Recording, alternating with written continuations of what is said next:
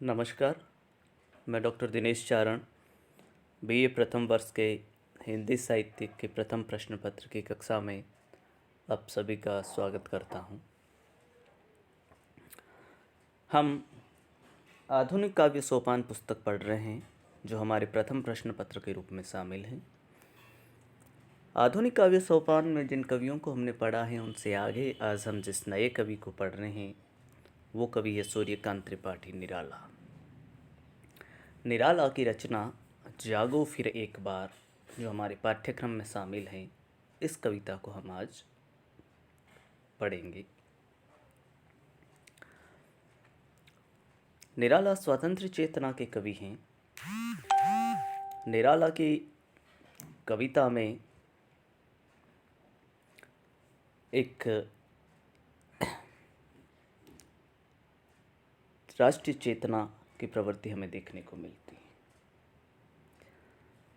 हमारे पाठ्यक्रम में निराला की ऐसी ये कविता जागो फिर एक बार शामिल है।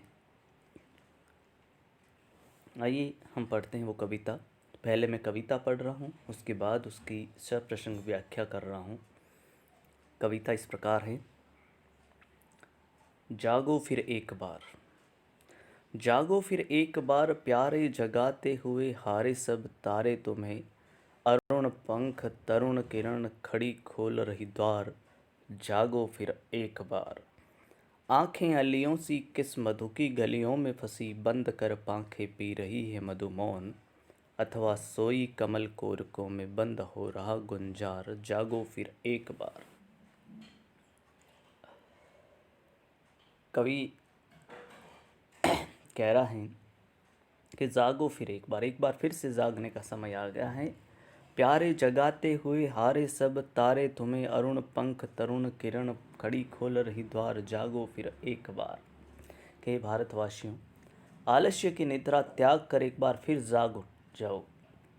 प्यारे भारतवासियों, ये तारे भी जगमग कर जगाते हुए हार चुके हैं और बालक सूर्य की प्रातःकालीन लाल लाल किरणें भी उत्साहपूर्वक तुम्हारे द्वार खोल रही हैं। अतः एक बार फिर जाग जाओ। आंखें अलियों सी किस मधु की गलियों में फंसी, बंद कर पांखें पी रही है मधुमौन, अथवा सोई कमल कोरकों में बंद हो रहा गुंजार। जागो फिर एक बार। तुम्हारी आंखें भंवरों के समान रूप की लिप्सी होकर किन मधुरूपी सांसारिक आकर्षणों में फंसी हुई हैं और पलकों को मूंद कर निश्चिंत होकर मधुपान कर रही हैं। आंखें अलियों सी, अली कहते हैं भंवरे को, कि तुम्हारी आंखें उन मदमस्त भंवरों की तरह हो गई जो मधु शहद के लोभ में उन कमल कोरकों में फंसे रह जाते, वहीं उलझे रह जाते। तुम ऐसे कौन सी जगह, कौन से आकर्षण में फंस गए हो और आंखें मूंद कर निश्चिंत हो मधुपान कर रहे हो। जिस प्रकार रूप सौंदर्य का लालची भंवरा अपने कर्तव्य को भूलकर कमल की पंखुड़ियों में बंद होकर उसका मधुपान करने में ही निमग्न रहता है, उसी प्रकार तुम्हारे नेत्र भी सांसारिक आकर्षणों और विलासिताओं में कर्तव्यच्युत होकर निमग्न है, ऐसा मुझे संदेह हो रहा है। भंवरे की भांति धीरे धीरे तुम्हारा कर्तव्य करने का स्वतंत्र गुंजार भी मिटता जा रहा है। अतः अपनी विलास क्रीड़ा आलस्य और कर्तव्य को त्याग कर तुम पुनः जाग जाओ। आगे कवि कहता है। अस्तांचल ढले रवि शशि छवि विभावरी में चित्रित हुई है, देख यामिनी गंधा झगी, एक टक चकोर कोर दर्शन प्रिय। आशाओं भरी मौन भाषा बहुभाव मही, घेर रहा चंद्र को चाव से शिशिर भार व्याकुल कुल। खुले फूल झुके हुए आया कलियों में मधुर मद उर यौवन उभार। जागो फिर एक बार। पीऊ रऊ पपी है प्रिय बोल रहे, सेज पर विरह विदग्धा वधू। याद कर बीती बातें रातें मन मिलन की, मूंद रही पलकें चारों नयन झल ढल गए, लघुतर कर व्यथा भार। जागो फिर एक बार। कवि भारतीयों को जागृत करने का प्रयास कर रहा है और कहता है, भारतवासियों, अस्तांचल ढले रवि शशि छवि विभावरी में चित्रित हुई है, देख यामिनी गंधा जगी। पश्चिम दिशा में अस्तांचल की ओर ढलते हुए सूर्य को देख चंद्रमा ने भी अपनी चांदनी की सुंदरता रात्रि में बिखेर दी है। यामिनी गंधा, यामिनी गंधा मतलब चंद्रमा की चांदनी।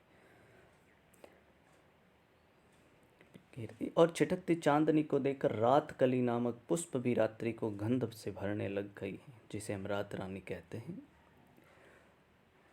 एक टक चकोर कोर दर्शन प्रिय, आशाओं भरी मौन भाषा बहुभाव मही। घेर रहा चंद्र को चाव से शिशिर भार व्याकुल कुल, खुले फूल झुके हुए आया कलियों में मधुर मद उर यौवन उभार, जागो फिर एक बार।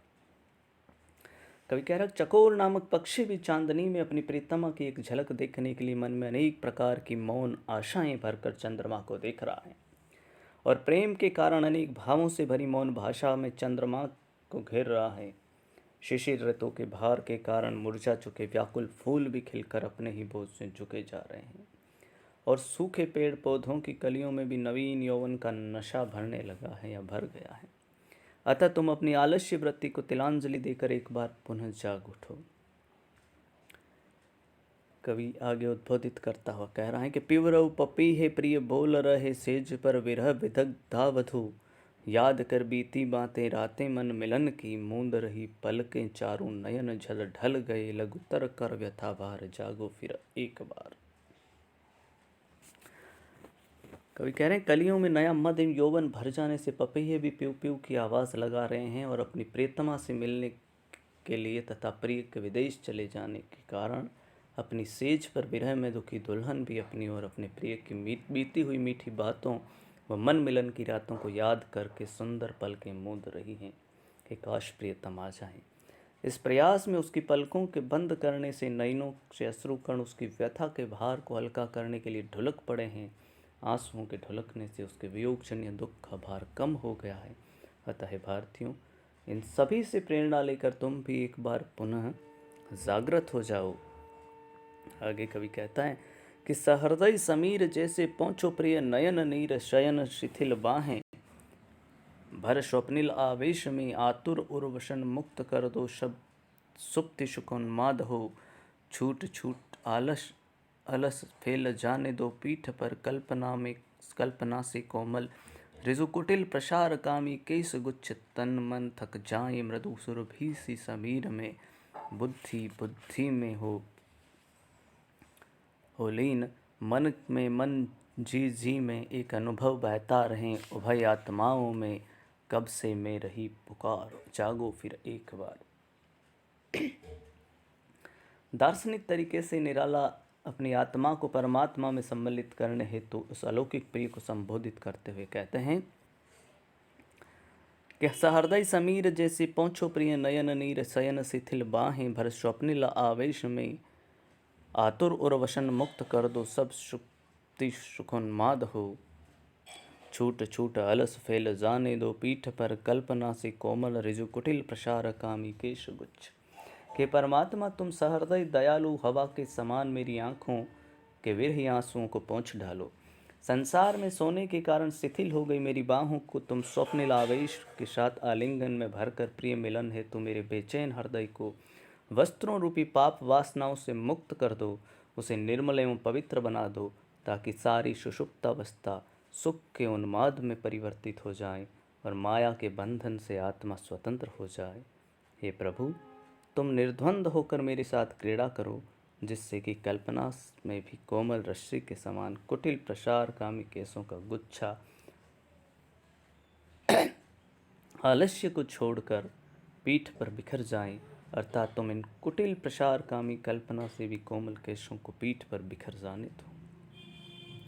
तन मन थक जाए मृदुसुर भीख सी समीर में, बुद्धि बुद्धि में हो लीन, मन में मन जी में जी, एक अनुभव बहता रहे उभय आत्माओं में, कब से मैं रही पुकार, जागो फिर एक बार।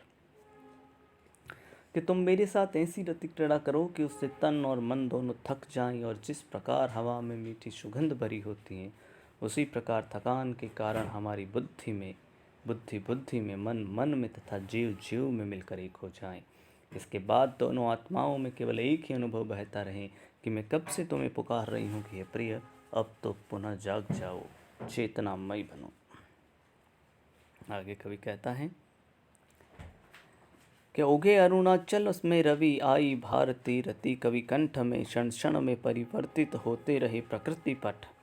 गया दिन आई रात, गई रात खुला दिन, ऐसे ही संसार के बीते दिन, पक्ष मास वर्ष कितने हजार, जागो फिर एक बार।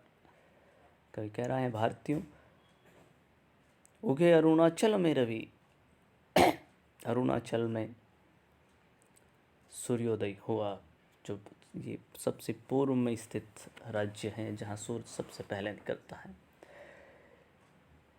सूर्योदय हो चुका है और निरंतर साधना करते रहने के कारण सरस्वती का प्रेम भी कवि के कंठ में बस गया है।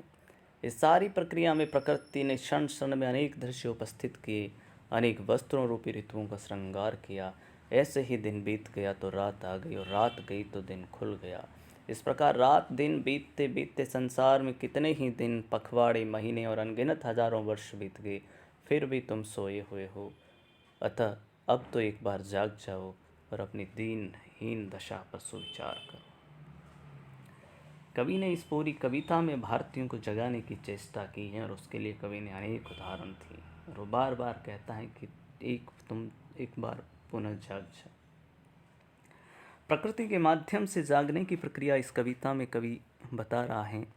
बहुत ही सहज और सरल भाषा में कवि ने ये कविता लिखी है, जो राष्ट्रीय चेतना से उत्प्रेरित है।